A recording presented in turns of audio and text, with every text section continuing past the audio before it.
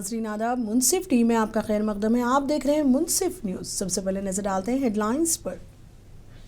सुर्खियों को पेश करने में ताउन किया है डॉक्टर ऑर्थो ऑयल के साथ साथ डॉक्टर ऑर्थो कैप्सूल्स साथ लेना ना भूलें। फाइनेंस बिल 2026 था 27 5 उसूलों पर मबनी टैक्सेस निज़ाम में शफाफियत लाना है मकसद। मरकजी वजीर फाइनेंस निर्मला सीतारमण का बयान। दिल्ली के 24 अकबर रोड पर वाक़ कांग्रेस सदर दफ्तर को खाली करने का हतमी नोटिस जारी। मरकज के फैसले को कांग्रेस ने सियासी साजिश करार दिया। असेंबली इजलास के दौरान दिल्ली असेंबली को मिली बम से उड़ाने की धमकी। मौके पर पहुंचे बम स्क्वाड और पुलिस की खुसूसी टीमें, तलाशी मुहिम जारी। मुल्क भर में ईंधन की किल्लत, पेट्रोल पंपों पर अवाम की तवील कतारें, छोटे कारोबारियों को पेश आ रही है मुश्किलात।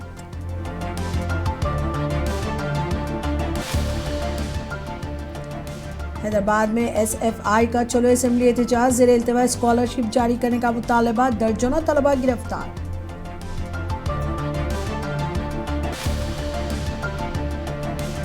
ईरान इसराइल जंग के दौरान कुवैत पर ड्रोन हमला, कुवैत एयरपोर्ट पर फ्यूल टैंक में लगी आग।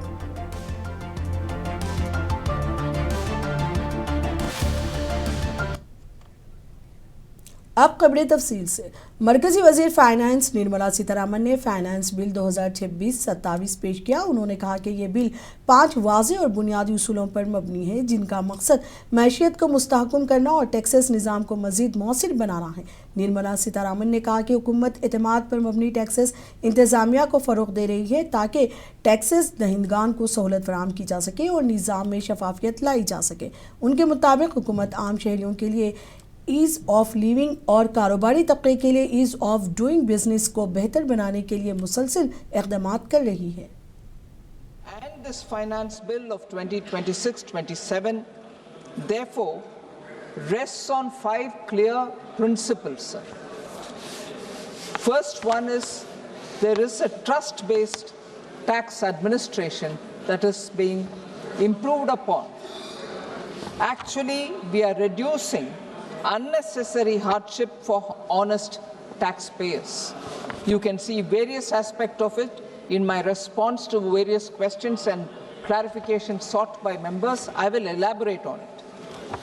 Second, sir, the ease of living for common citizens. I was worried that some of our honorable members have started mocking ease of living and ease of doing business. It is important that we continue on that process. Every citizen should feel that this country doesn't really make it difficult for him by doing compliances, by seeking permits, by seeking quota, by seeking licenses for legitimate businesses. I thought it was from 1991 that all of us kept saying India has to become a lot more easy to live, a lot more easy to govern.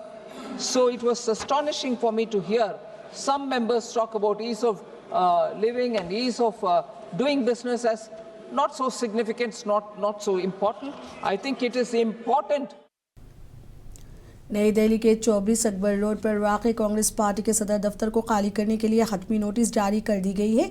हुक्काम के मुताबिक ये इक़दाम तयशुदा ज़वाबित के तहत किया गया है और party को मुकर्ररा मुद्दत के अंदर इमारत खाली करने की हिदायत दी गई है। ज़राए के मुताबिक मुताल्लिक़ा महकमे की जानिब से पहले भी नोटिस जारी किए जा चुके थे, ताहम अब इसे हतमी नोटिस करार दिया जा रहा है। इस पेशरफ्त के बाद सियासी हलकों में हलचल पैदा हो गई है। कांग्रेस के रहनुमाओं ने इस इक़दाम पर रद्द-ए-अमल देते हुए इसे सियासी दबाव करार दिया है और कहा है कि अपोजिशन को निशाना बनाने की कोशिश है।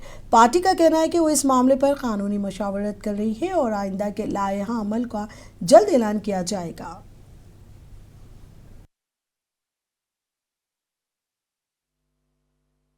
See, if this is the principle the government wishes to follow, it must follow it uniformly and make sure that no other political party also occupies government bungalows as its offices and give them alternative sites. I know that the Congress has built a new party headquarters, but if they want to enforce this principle on the Congress party, which is one of the most principal national political parties, it should be applied to all other parties which are in a similar position. It can't be one-sided. See, this. Congress leader Pawan Khera ने कहा कि वस्ती Asia में जारी जंग की वजह से मुल्क में ईंधन की किल्लत हो गई है। दिल्ली में मीडिया से बात करते हुए पवन खेरा ने कहा कि हुकूमत अपोजिशन की आवाज़ को दबाने की कोशिश कर रही है, जबकि अपोजिशन मुल्क के मसाइल को हुकूमत के सामने पेश करने का सबसे अहम जरिया है। इस तरह अपोजिशन के साथ सौतेला सलूक करना ठीक नहीं है। इस दौरान उन्होंने पार्टी दफातर खाली करने मरकज़ के अहकामात पर भी तशवीश जाहिर की है। कि आज पूरे देश की प्राथमिकता क्या है कि हमें एलपीजी की कतार में न खड़ा होना पड़े, हमें पेट्रोल डीजल की किल्लत न झेलनी पड़े, हमें महंगाई की मार न झेलनी पड़े। जंग छिड़ी हुई है, हमारे पड़ोस में छिड़ी हुई है, तो देश की प्राथमिकता तो ये है। विपक्ष की प्राथमिकता क्या है कि देश की जो चिंताएं हैं वो सरकार तक हम पहुंचाएं, अपनी आवाज उठाएं और सरकार को सजग करें।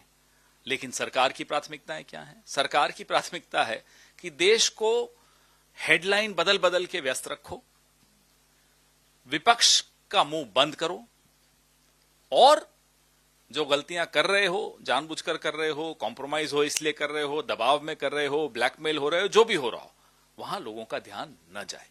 ये प्राथमिकता है। ये ऐतिहासिक हमारा कार्यालय है। 1969 से हमारा ये कार्यालय है। अनेक प्रधानमंत्री इस कार्यालय में आए, यहां से बने।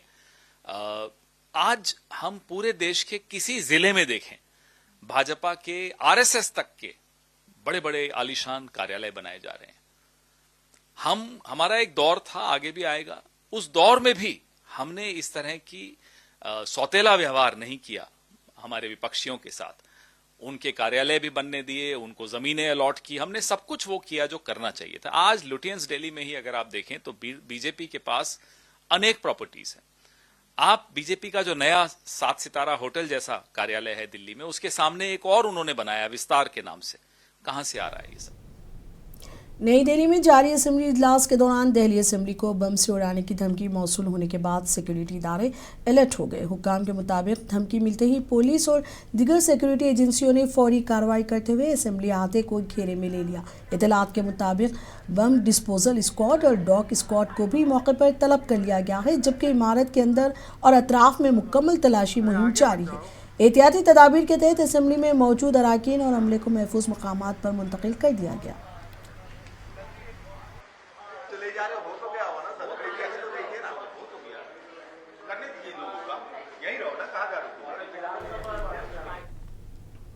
राजस्थान के शहर श्री गंगानगर में वाक़ district and session court complex को बम से उड़ाने की धमकी के बाद सिक्योरिटी सख्त कर दी गई है। हुक्काम के मुताबिक नामालूम ज़राए से मौसूल होने वाली इस धमकी के बाद पुलिस और सिक्योरिटी एजेंसियों ने फौरी तौर पर इलाके को घेरे में ले लिया।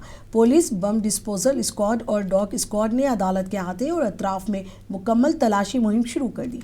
अदालत में मौजूद अफराद को एहतियाती तदाबीर के तहत बाहर निकाल लिया गया, जबकि दाखिली और खारजी रास्तों पर सख्त निगरानी रखी जा रही है। सीनियर पुलिस अफसरान का कहना है कि सूरत हाल काबू में है और फिलहाल किसी मशकूक शय की तस्दीक नहीं हुई, ताहम मुकम्मल जांच जारी है। उन्होंने अवाम से अपील की है कि अफवाहों पर तवज्जो ना दें और किसी भी मुश्तबा सरगर्मी की फौरी इत्तला पुलिस को दें।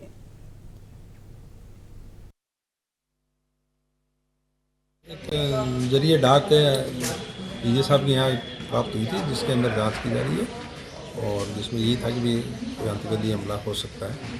उस संबंध में टीम से बुलाकर सारे एरिए को सर्च करवाया जा रहा है। वीडियो टीम निकालने से आई और सर्चिंग अभियान चल।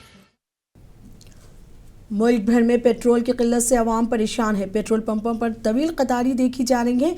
ईंधन की किल्लत से छोटे ताजिरों और मुलाजमीन को मुश्किलात पेश आ रही हैं। ये हैदराबाद के पेट्रोल पंप की तस्वीरें, जहां पर लोग कई घंटे लाइन में खड़े रहकर पेट्रोल हासिल कर रहे हैं। शहरी बड़ी तादाद में अपनी गाड़ियों में पेट्रोल और डीजल भराने के लिए पंप्स का रुख कर रहे हैं।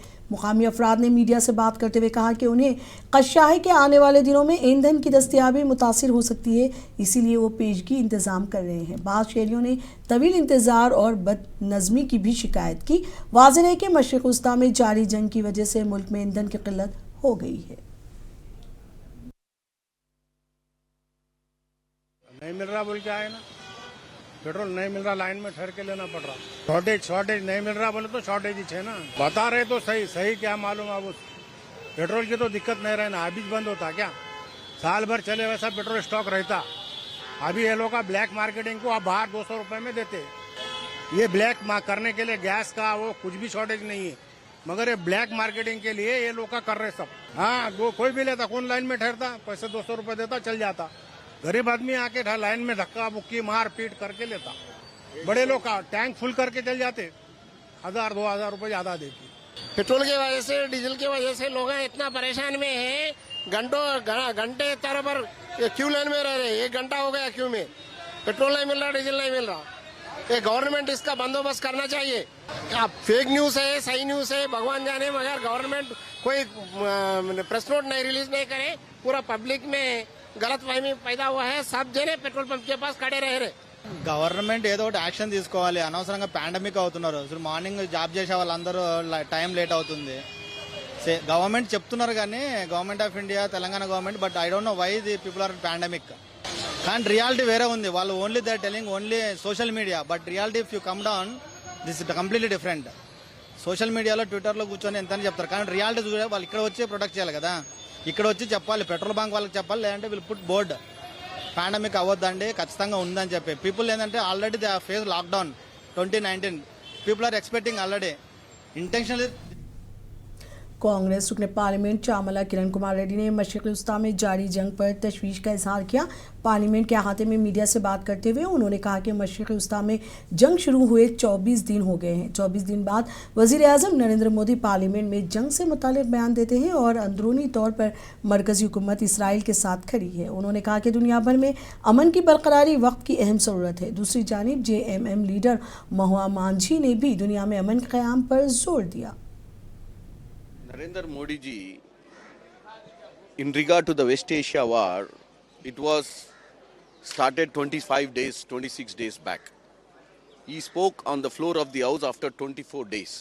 Initially, I don't know where he got the instructions. He has supported the war on behalf of Israel to some extent. Now he realized that this war is going to continue and there will be a collateral damage to India also. He lately realized, being largest democratic country in this area, very close to the war zone, our decision would have been early one to make sure the India stands nose to the world. But he never did that because I don't know what instructions he has got from United States of America or Trump. But now he realized and he is calling for the all-party meeting.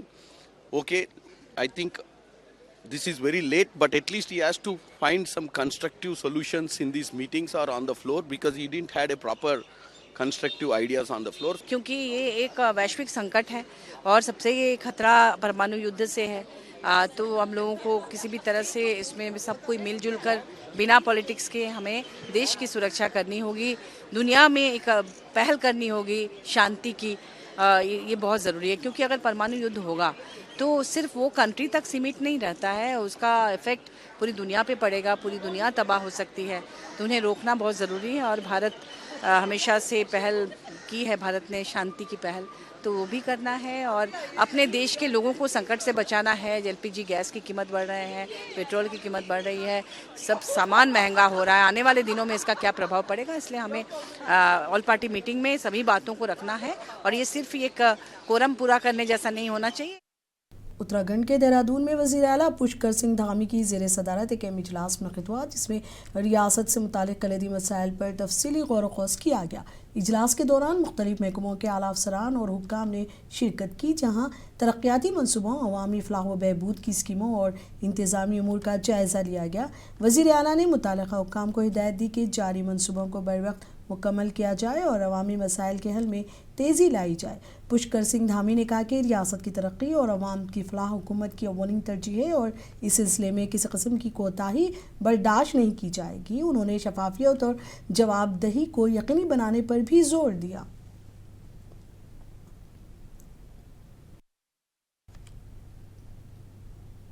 Congress रुकने parliament Renuka Chaudhary ने मगरबी Bengal assembly इंतखाबात पर अपने ख्यालात पेश किए। दिल्ली में उन्होंने मीडिया से बात करते हुए कहा कि मगरबी बंगाल में ममता बनर्जी की जीत हो गई। उन्होंने कहा कि ये उनकी निजी राय है, इससे पार्टी का कोई लेना देना नहीं है। रेणुका चौधरी ने कहा कि मगरबी बंगाल में कांग्रेस पार्टी भी शानदार जीत हासिल करेगी। चाहे कोई जो भी हो, हमसे भिड़ गए जो भी है, हम चाहते हैं कि बंगाल में ममता जी जीत के आए, वहाँ कांग्रेस का कदम भी आगे बढ़े। हम ये चाहते हैं, ये मेरी अपनी ख्वाहिश है, पार्टी की सोच विचार हो या ना हो, मगर ये मेरी ख्वाहिश है कि ममता मुंह तोड़ जवाब देगी केंद्र को, और ये लोग भी लगे हुए हैं कि हर कदम पे उसकी नुकसान कैसे उठाएं। गवर्नर को रातों रात हटा दिए और दूसरे को लाके बिठा दिए। SIR का क्या ड्रामा चल रहा है, सारा देश गवाह है।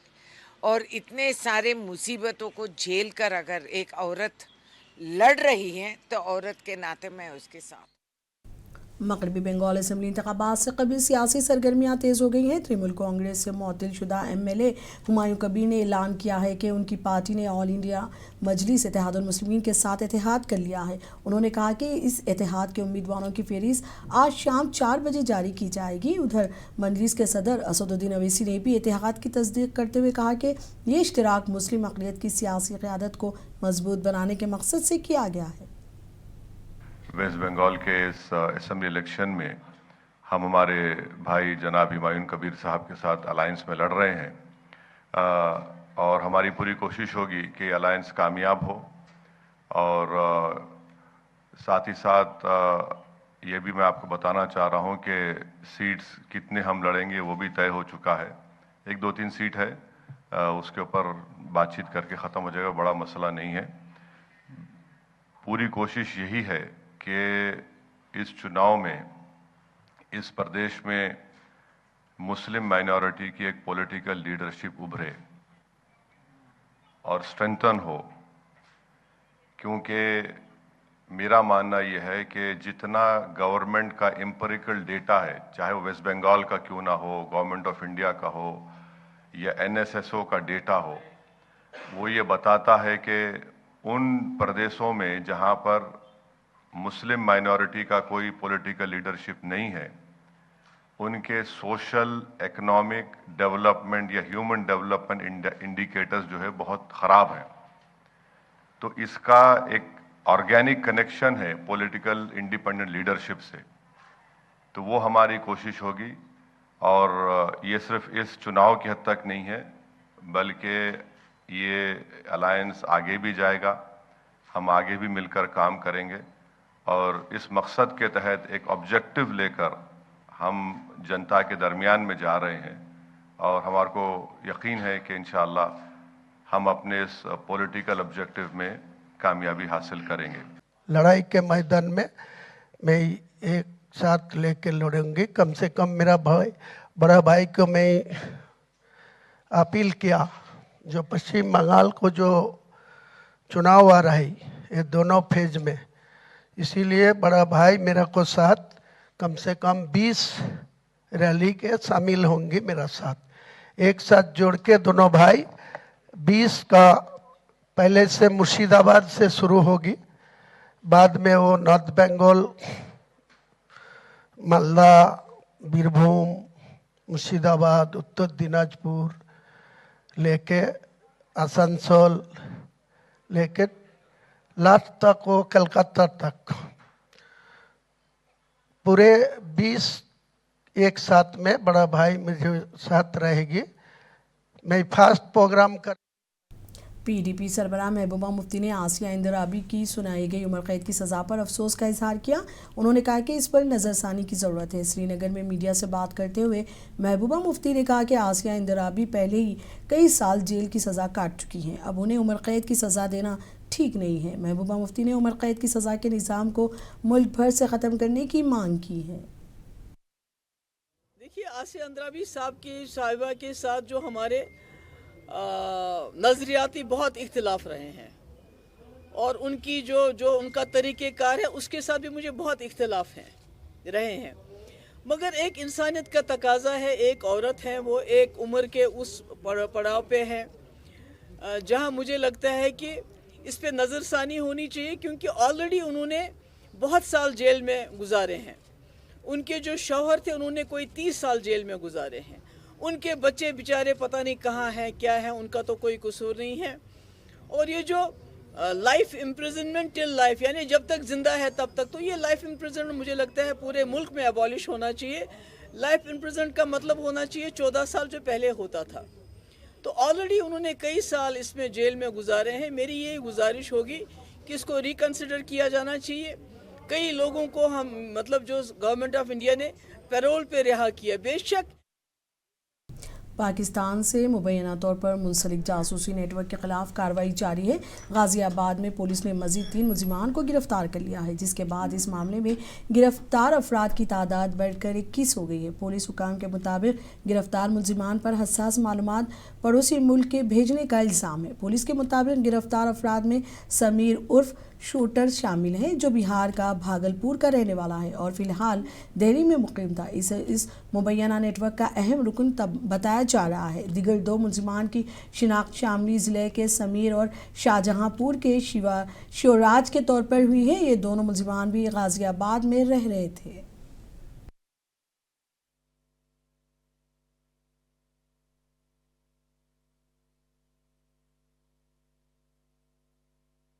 देखिए, दिनांक 14/3/2026 को जनपद गाजियाबाद के थाना क्षेत्र कौशाम्बी में सूचना प्राप्त हुई थी कि कुछ लोगों के द्वारा रेलवे स्टेशन, सुरक्षा बल के ठिकाने और कुछ सेंसिटिव इंस्टॉलेशंस की फ़ोटोज़ और वीडियोज़ लेकर के अन्यत्र शेयर की जा रही है। इसी सूचना पर कार्य करते हुए कौशाम्बी पुलिस के द्वारा 6 लोगों को गिरफ्तार किया गया था, जिनके विरुद्ध BNS व ऑफिशियल सीक्रेट एक्ट की सुसंगत धाराओं में मुकदमा पंजीकृत करते हुए इनको माननीय न्यायालय के समक्ष प्रस्तुत किया गया था। इसी कार्रवाई में आगे कार्य करते हुए इस पूरे केस की विवेचना हेतु एक SIT का गठन किया गया था, जिनके द्वारा विभिन्न समय पर कार्य करते हुए जो विभिन्न सूचनाएं प्राप्त हो रही हैं उन पर वर्क करते हुए अन्य।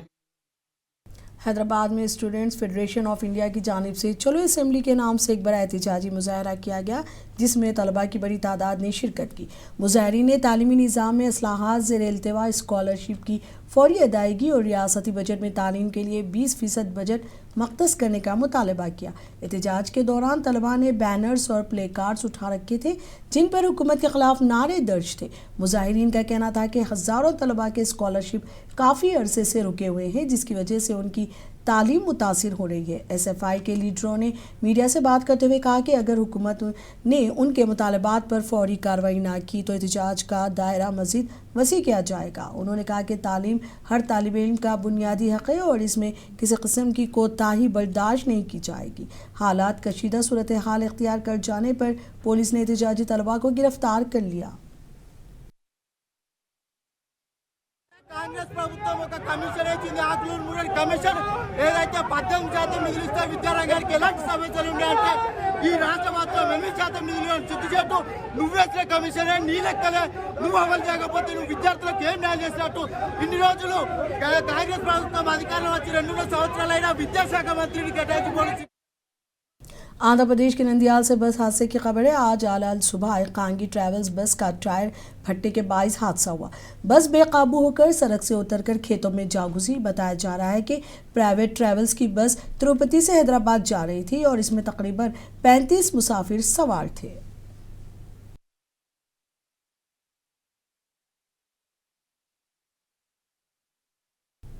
मुंसिफ न्यूज़ में अब तक के लिए इतना ही। मुझे दीजिए इजाज़त। आदाब।